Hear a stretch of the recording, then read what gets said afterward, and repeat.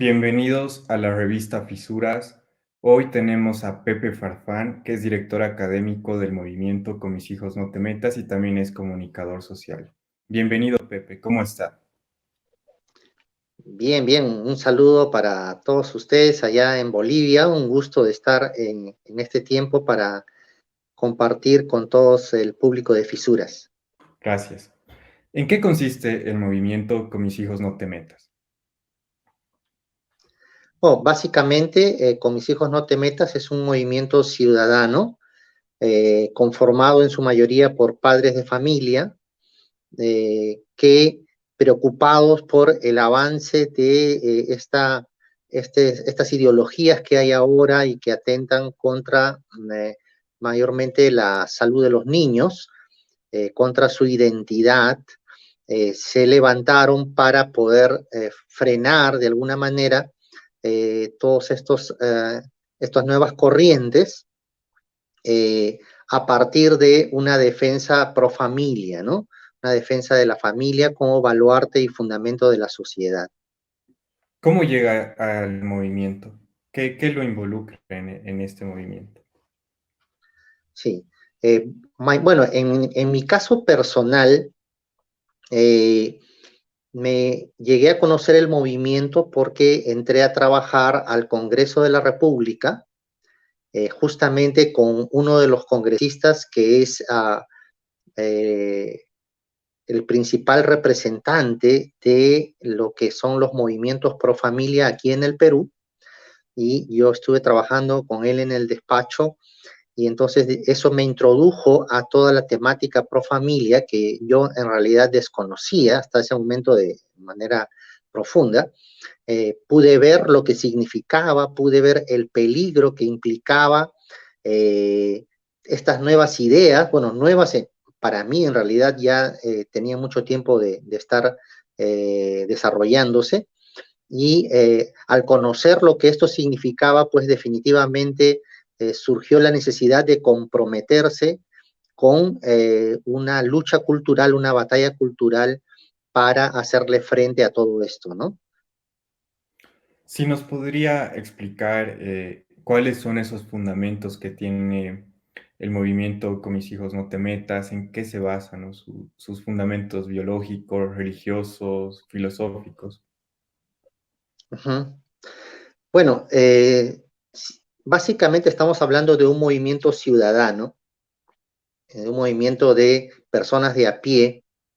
Sí hay que decirlo también, en su mayoría estamos hablando de personas de pensamiento conservador, muchos de ellos cristianos, tanto evangélicos como también católicos romanos, eh, que de alguna forma, entendiendo que esta lucha trasciende a diferentes ámbitos de la sociedad y en especial la educación, los niños, de alguna forma se vio que debería hacerse una unión en estos aspectos específicos para poder enfrentar un enemigo común, ¿no? Entonces, de esa manera nace el movimiento eh, sobre la base de un pensamiento judeocristiano, ¿sí? Pero básicamente sobre la base de lo que es el sentido común, ¿no? El amor por la verdad y por la objetividad, ¿no? Menciona que hay una lucha, ¿no? Generalmente escuché que esa lucha es contra la ideología de género. ¿Por qué no nos explica por qué luchan contra eso y por qué le llaman ideología, ¿no? Sí. Bueno, ideología se refiere a un tipo de pensamiento, a un tipo de cosmovisión que en particular no intenta entender la realidad, sino más bien interpretarla en función a ideas preconcebidas, ¿no? Entonces nosotros hablamos de ideología de género porque justamente consideramos que este pensamiento que busca ser totalizador, que busca abarcar toda la realidad, en realidad no está buscando entenderla, no está buscando reflejarla, lo que está buscando es reinterpretarla lo que está buscando es transformarla en función a un concepto ideológico que es justamente el concepto de género, ¿no? El género entendido como como la idea de que la autopercepción del sujeto es lo que valida su identidad, ¿no? O sea, lo que yo siento que soy, lo que yo creo que soy, eso es la realidad. Y por lo tanto, todo lo demás debe acomodarse a esto, ¿no? Es decir, que esta ideología, por eso le llamamos ideología, porque lo que está buscando al final es que la realidad se acomode a una idea predeterminada, en este caso definición de cada uno, ¿no? Su autopercepción. Entonces, por eso le llamamos una ideología. ¿Y por qué luchamos contra eso? Porque simplemente la realidad no puede acomodarse a la fantasía. Necesariamente tendrá que ser al revés, ¿no? Tendremos que acomodar las cosas a lo que es. Y ahora, cuando uno intenta acomodar la fantasía, cuando uno intenta que la realidad se acomode a la fantasía, uno genera una serie de distorsiones sociales, una serie de problemas en todos los campos en los que esto se aplica, ¿no? En especial en el caso de los niños, a quienes se les inculca, por ejemplo, que la realidad de su sexualidad es mera fantasía, es mera construcción social, y que por tanto ellos tienen la libertad y la potestad de cambiar su sexualidad simplemente por un motivo de autopercepción, de un deseo, de un sentimiento, etcétera, ¿no? Eso es algo sumamente peligroso y por esa razón entonces los padres preocupados por las consecuencias que esto puede generar es que formaron el movimiento Con mis hijos no te metas. Menciona que hay un cambio, ¿no? De valores, de costumbres que se está tratando de generar por parte de ese opuesto usted y a su movimiento. ¿Usted cree que este fundamento, que tienen algún fundamento filosófico o ideológico, o qué es lo que los motiva a buscar ese cambio? Sí, bueno, como mencioné hace un momento, básicamente nuestro fundamento está en una filosofía y un pensamiento judeocristiano, y eso implica un retorno a los valores absolutos y a los principios que entendemos como reflejo, como expresión directa de la realidad, ¿no? Creemos que el ser humano, por ejemplo, es, tiene una identidad clara y definida desde el momento de la concepción a partir de una definición de su sexo en hombre o mujer. Es decir, que la identidad del ser humano no se construye, no es producto de una asignación, ¿no? Ni de una idea o sentimiento, sino que es un producto objetivo de la realidad biológica, que por lo tanto nacemos según nuestra estructura cromosómica como varones o como mujeres, ¿no? Entonces, reafirmamos la realidad de lo que es más allá de cualquier tipo de fantasía ideológica. Perfecto. Pero usted, ¿qué cree que motiva a la ideología de género, como menciona, a buscar que se trastoque un poco esa realidad que dice? Esa es una buena pregunta. Lo que yo veo es que ya desde el siglo XV, por lo menos, se ha dado en Occidente, a partir de lo que se conoce en la historia como el Renacimiento, que surgió en el sur de Italia, un movimiento humanista que busca construir una realidad alternativa, entre comillas, o entre paréntesis, una fantasía, ¿no? Pero a partir del hombre mismo, establecido bajo sus propias premisas, de tal manera que todo concepto absoluto, toda base objetiva, sea desechada en función a lo que el hombre determine que es la nueva realidad. Entonces hay una búsqueda y un proceso de construcción de una cosmovisión humanista en el cual no solo reine la relatividad, no solo el hombre sea el centro de todas las cosas, sino también donde se aleje, donde se expulse cualquier rezago de lo que es el pensamiento judeo-cristiano. Y por eso creemos de que en este sistema, aquellos que defienden la ideología de género y sus premisas, generalmente son ni siquiera ateos, sino son anticristianos, ¿no? Pueden inclusive aceptar algún concepto de religiones orientales, de Medio Oriente, etcétera, pero son básicamente o declaradamente anticristianos, ¿no? Entonces, creo que por ahí va la cosa. Recientemente escuché de alguna persona que dijo que por ceder el asiento a una persona lo miraron mal, ¿no? Porque creen que esa moralidad ya, esa costumbre ya no debe estar presente. ¿Usted cree que eso tiene que ver o está en relación con el movimiento que menciona?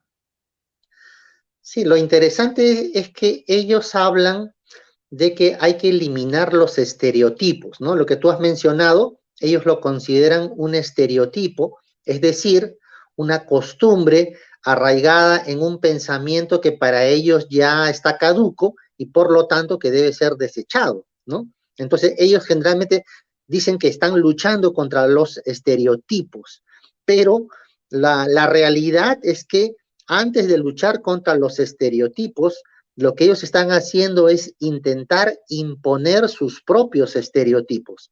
Porque cuando ellos te imponen a ti que no tienes que hacer tal cosa o que sí tienes que hacer tal otra cosa, no están dándote a ti la libertad de elegir. No están desechando estereotipos que podrían para ti ser buenos o no. Lo que están haciendo es imponerte los estereotipos que ellos mismos han fabricado. Entonces, en realidad, aunque parezca, aunque no, aunque se llenen la boca diciendo que luchan contra los estereotipos, la realidad es que simplemente están buscando imponer los que ellos tienen, ¿no? Aquí menciona que por parte del Estado y también otras instituciones internacionales, organismos internacionales, tienen una concepción no favorable a la ideología de género y lo que usted está criticando básicamente es que no se las favorezca, ¿no es así? Uh -huh. Bueno, lamentablemente lo que hemos visto es que los organismos internacionales han sido captados, han sido infiltrados por una serie de activistas de esta ideología. Y sí, lo cierto es que ahora tenemos que muchos organismos están promoviendo estas ideas, lamentablemente, ¿no? Yendo contra los propios principios de la Organización de las Naciones Unidas, yendo contra los propios principios de sus organizaciones subsidiarias, porque recordemos que las Naciones Unidas se fundan sobre la Declaración de los Derechos Humanos, 1948, y los derechos humanos no pueden restringirse para imponer nuevos derechos. Lo interesante es que cuando ellos hablan, ellos dicen que están trabajando para ampliar los derechos, para que todos tengan más derechos, pero la realidad, otra vez, porque el discurso de ellos siempre va muy lejos de la realidad, la realidad es que antes que crear nuevos derechos o ampliar los derechos, lo que hacen ellos es anular los derechos fundamentales para imponer lo que ellos llaman nuevos derechos, ¿no? Por ejemplo, cuando ellos dicen que debe haber libertad de autopercepción, es decir, que uno puede ser quien quiera ser o quien sus sentimientos le digan que es, cuando hacen eso, inmediatamente conculcan mi derecho a la libre expresión, porque si yo digo que eso está mal, que eso no va con la realidad, no va con el sentido común, no va con la lógica, inmediatamente entonces tienden a criminalizar mi opinión, a considerarla como negativa, como discurso de odio, etcétera, y entonces inclusive reclaman que haya penalización sobre eso. O sea, en otras palabras, para imponer lo que ellos llaman nuevos derechos, lo que hacen es anular los derechos fundamentales sobre los cuales los organismos internacionales han sido establecidos. ¿Considera que su movimiento es homofóbico? Para considerar eso, primero tendría que aceptar el término ideológico homofobia. Y creo que tenemos que ser muy claros con eso. La homofobia básicamente existe en la misma medida en que existen los unicornios, ¿no? O sea, es decir, existen solo para aquellos que creen que existen. Si uno va a los textos científicos, a las clasificaciones científicas sobre trastornos, por ejemplo, no va a encontrar allí el trastorno de homofobia, o etcétera. Eso no es parte de una clasificación técnica. Básicamente, homofobia es un término creado con fines ideológicos para, de alguna manera, amedrentar a las personas que son críticas a el pensamiento de esta ideología, ¿no? Es una manera de atacarlos, de insultarlos, ¿no? De hacer que se autorrepriman, se autocensuren frente a su opinión, para que el principio que ellos tienen o las ideas que ellos tienen prevalezcan, ¿no? En nuestro caso, simplemente no aceptamos que ese término sea válido para una discusión seria, ¿no? ¿A qué se refiere con los peligros ideológicos en el siglo XXI? Sí, bueno, cuando hablamos de peligros ideológicos en el siglo XXI, nos estamos refiriendo a justamente todas las corrientes ideológicas que han confluido, que se han unido para formar lo que ahora llamamos la ideología de género. Allí, por ejemplo, podemos incluir las teorías existencialistas, el feminismo radical, el neomarxismo, la filosofía homosexual o LGTB, etcétera, todo ese paquete que ahora llamamos ideología de género, pero también cuando hablamos de peligros ideológicos del siglo XXI, nos hemos referido a las nuevas corrientes que, sobre la base ya establecida por la ideología de género, buscan todavía ir más lejos en su derrotero humanista, ¿no? Me estoy refiriendo específicamente a las corrientes transhumanistas y a las corrientes posthumanistas, ¿no?, que hay ahora. ¿Cree que se puede imponer una ideología a una sociedad, a una persona? Bueno, ideologías se han impuesto muchas veces a lo largo de toda la historia, ¿no? O sea, más que creer, uno puede corroborar que la historia está llena de grupos o individuos que han impuesto su forma de pensamiento, muchas veces antinatural, antiobjetivo o irracional, a las sociedades, ¿no? Y ejemplos, bueno, hay sobran en la historia, pero más allá de eso, lo que podemos decir es que ninguna ideología ha logrado perpetuarse de forma permanente en una sociedad, ¿no? Siempre hay movimientos de reacción cuando se va contra el sentido común, cuando se va contra la lógica más básica, cuando se trastorna la realidad. Definitivamente eso genera movimientos de reacción que poco a poco tienden a equilibrar o inclusive a hacer que estos movimientos o estas ideologías entren en un periodo de decadencia, ¿no? Hasta que finalmente ceden y pasan. Definitivamente creemos que eso es lo que va a pasar también con la ideología de género, con otros pensamientos que simplemente pues no tienen ningún sentido básico de criterio, de lógica, de objetividad y que por lo tanto están condenados al fracaso, ¿no? Y al defender la familia, la vida, como proponen, ¿no se está tratando de llevar sobre la mesa una imposición o generar una imposición para ello? Sí, esa es una buena pregunta. Yo diría que no, por la siguiente razón, y justamente lo que estamos diciendo es que el problema con las ideologías está en que no buscan la verdad, no buscan entender la realidad para poder entonces hacer algo al respecto de ella. Lo que buscan es interpretar la realidad en función a ideas preconcebidas. Ahora, cuando hablamos de la familia, cuando hablamos de la vida, no estamos hablando de ideas preconcebidas, no estamos hablando de ilusiones o fantasías que nos hemos creado en la mente. Estamos hablando de realidades, realidades evidentes, ¿no? O sea, la vida humana es una realidad evidente. La familia existe desde el primer momento en que hubo ser humano, ¿no? Pues, si no hubiera habido familias, simplemente no estaríamos aquí. La familia es preexistente al Estado, a los tratados internacionales y a cualquier otra cosa, ¿no? A la historia misma. Estamos hablando de realidades evidentes que podemos ver en todas partes. Entonces, cuando yo hablo de la familia, no estoy tratando de imponer nada, lo que estoy tratando es de regresar a la realidad, a lo que hay, a lo que es, ¿no? Y por esa razón, entonces, definitivamente no tiene nada que ver eso con un tipo de imposición ideológica. Lo que estamos tratando es simplemente de un retorno al sentido común, ¿no?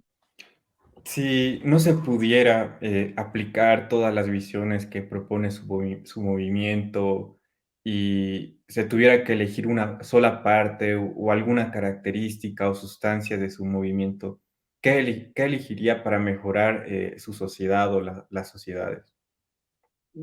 Esa pregunta es un poco ambigua, porque como si entendemos bien lo que es la ideología de género, y ahora lo he mencionado como una confluencia de diferentes corrientes humanistas, entonces intentar segmentar todo a un solo principio que pueda ser válido, va a ser complicado, ¿no? Porque, o sea, es como, imagínate, es como un monstruo de 7 cabezas y tú dices, bueno, ¿qué cabeza le corto para que el monstruo ya esté tranquilo? O sea, no va a pasar nada si cortas una cabeza, ¿no?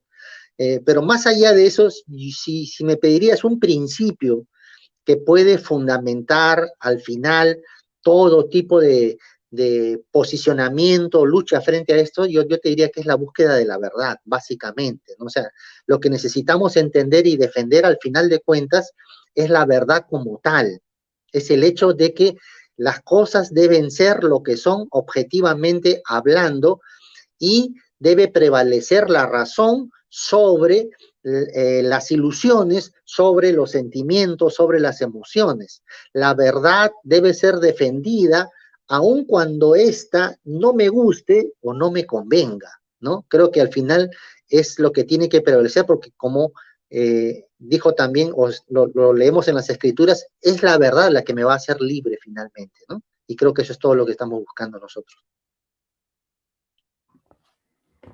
En esta lucha cultural, como mencionó al principio, ¿quién cree que está ganando? ¿Quién está ahí ganando la batalla? Ya, eso va a depender mucho de desde qué contexto hablemos, ¿no? Y en qué circunstancias, inclusive de qué tiempo, ¿no?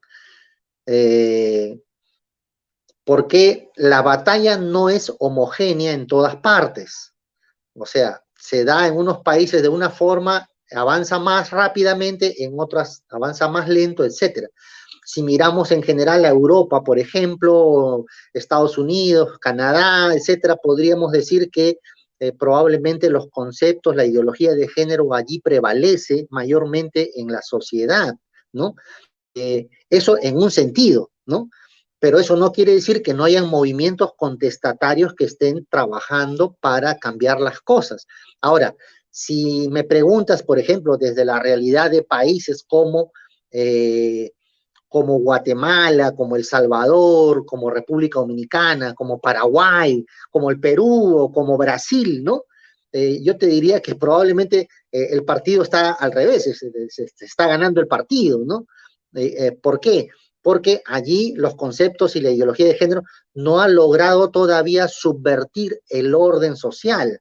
Entonces, hay una defensa sólida que está deteniendo las cosas. Entonces, no se puede, digamos, generalizar y decir, estamos perdiendo en general o estamos ganando en general, ¿no? Inclusive en los Estados Unidos estamos a punto de ver que se derogue una vez más el asesinato de niños como algo legal, ¿no? O sea, Roe versus Wade pende de un hilo en estos momentos por una decisión de la Corte Suprema que está en pleno análisis, ¿no? Eso podría cambiar mucho las cosas, aún a pesar de que el gobierno es abiertamente pro ideología de género. O sea, esta batalla tiene avances y retrocesos muy variados en diferentes países y lugares, ¿no? Mencionaba un poco, ¿no?, sobre esos movimientos globales que hay ahora. Eh, ¿Por qué cree que la ideología se expande internacionalmente, ¿no? Y por qué en algunos casos, como en su movimiento, les cuesta un poco más? Tiene que ver con las sociedades, obviamente. Las sociedades europeas y de Norteamérica han sido preparadas durante décadas y yo diría hasta durante siglos para una aceptación progresiva de los postulados de género. Obviamente eso implica entonces que allí ha sido más fácil de permear estas ideas, ¿no? Porque ya tienen mucho tiempo inculcándose y desarrollándose, ¿no? En el caso de Latinoamérica, en el caso de África, en el caso de los países de Asia inclusive, estos conceptos no han calado todavía en el tiempo, no tienen en algunos casos mucho tiempo de desarrollo o de ser infiltrados, entonces eso implica un avance diferente. Por otro lado, en general podríamos decir que las sociedades del norte suelen ser mucho más liberales, mucho más abiertas a todo este tipo de conceptos humanistas, mientras que generalmente las sociedades del sur suelen ser un poco más apegadas a los valores tradicionales, al sentido común y a la lógica básica. Entonces, eso también hace una diferencia importante, ¿no? Para finalizar esta entrevista, ¿qué cree que le hace falta a su movimiento para dar esa explosión, ¿no? Y que logre avanzar más o logre consolidarse más? Bueno, yo diría que básicamente lo que se requiere es una toma general de conciencia, ¿no? Es decir, que la sociedad en su conjunto empiece a valorar lo que implica esta lucha, empiece a entender el verdadero peligro que se cierne sobre ellas, y esto requiere, por supuesto, toda una labor pedagógica, toda una labor de hormiga, ¿no? De ir de alguna forma expandiendo la verdad. Esto es algo que no se hace de la noche a la mañana. Recuerden que los conceptos de género han demorado siglos en poder echar raíces. De alguna forma, entonces, estamos enfrentándonos a un partido que ya comenzó sin que nos diéramos cuenta y donde tenemos el marcador en contra, ¿no? Eh, pero definitivamente el sentido común es mucho más fuerte, la realidad grita más que las ilusiones. Y eso quiere decir que tarde o temprano creemos que habrá un despertamiento general y la gente realmente se sacudirá, como lo ha hecho en muchos países, ¿no? Está sucediendo ya en muchos lugares que la gente sale a las calles a reclamar el sentido común de sus gobernantes, ¿no? Yo creo que eso va a ir aumentando y se va a ir multiplicando en la medida en que los movimientos pro familia hagan su labor, ¿no? En cada país, en cada lugar donde estén. He observado que en algunos países como en la Argentina, ¿no? O en España con Vox, en Argentina con Agustín Laje y otros, Milei, se observa, ¿no?, que hay una lucha cultural, como lo hemos dicho al principio. ¿Cómo cree que se ha dado, por qué se ha dado ese despertar, ¿no?, en esos países, así como lo ha dicho hace rato? Básicamente porque, como te digo, es imposible engañar a todo el mundo todo el tiempo. O sea, tú puedes engañar a algunas personas por algún tiempo, pero no puedes engañar a todas todo el tiempo. No puedes ir contra el sentido común y contra la lógica básica todo el tiempo.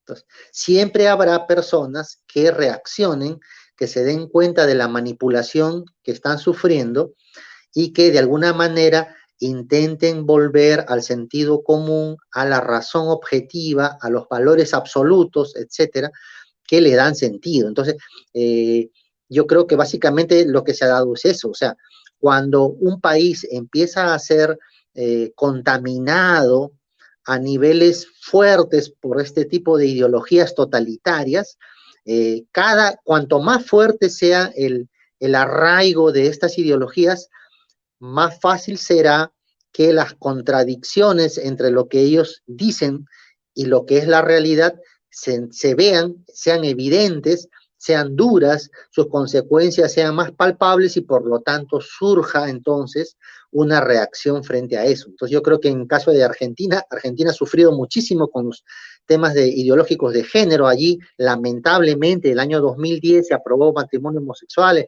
el año 2012 ya tenían una ley de identidad de género, ya hay aborto, etcétera. O sea, estamos hablando de un país muy invadido ya por estos conceptos. Entonces, eso, de alguna manera, eso ocasiona que haya reacción, que haya gente que diga, un momento, señor, esto está mal, ¿no?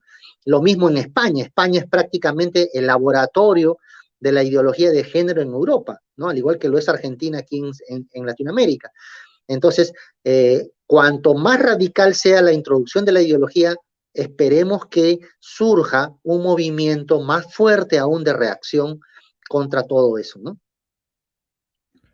Hay algo característico de estos movimientos que no quiero dejar de remarcar, sobre todo en la Argentina y España, es que hay más jóvenes, mucho más interesados y mucho más involucrados en eso. ¿Por qué se da esa situación? Es una duda que tengo. Es una buena pregunta. Bueno, yo diría que en general recuerda que en Latinoamérica la proporción de jóvenes es más alta que en otras zonas del mundo, ¿no? Recuerden, en otros países la juventud está desapareciendo porque la población está desapareciendo, ¿no? Más bien están envejeciendo. Este, eh, el matrimonio casi empieza a ser muy extraño. Hay ciudades de Europa donde no ves niños circular por las calles porque simplemente la gente no los quiere tener, etcétera. Entonces, en Latinoamérica, inclusive en África, etcétera, tenemos todavía un buen porcentaje de la población que es joven y eso ya de por sí da una buena base para que de ahí surja un movimiento de respuesta, ¿no? Pero por otro lado, sabemos que los jóvenes de ahora realmente están en una búsqueda auténtica de sentido y de verdad. Y creo que en la medida en que un joven honestamente está buscando respuestas a las cosas que ve a su alrededor, a estas contradicciones tremendas, a estos nuevos pensamientos de corrección política, surge pues una especie de rebeldía natural, ¿no? Y un aprecio por la verdad, por una verdad objetiva que dé sentido real a lo que están viviendo. Y creo que por ahí va la cosa. O sea, hay mucha gente que se da cuenta que esta pelea no es en vano, que definitivamente lo que estamos haciendo significa el lado correcto de la historia, significa lo que hay que hacer en este tiempo. Y por eso creo que muchos jóvenes pues se están uniendo a esta batalla también, ¿no? Si tuviera que cerrar esta entrevista con alguna conclusión, ¿cuál sería su conclusión? ¿Qué le gustaría añadir? Bueno, básicamente yo diría que no nos desanimemos, que entendamos que habrán avances y habrán retrocesos en nuestros países y tenemos que estar dispuestos a eso, pero que finalmente estamos convencidos que la victoria está asegurada, ¿no?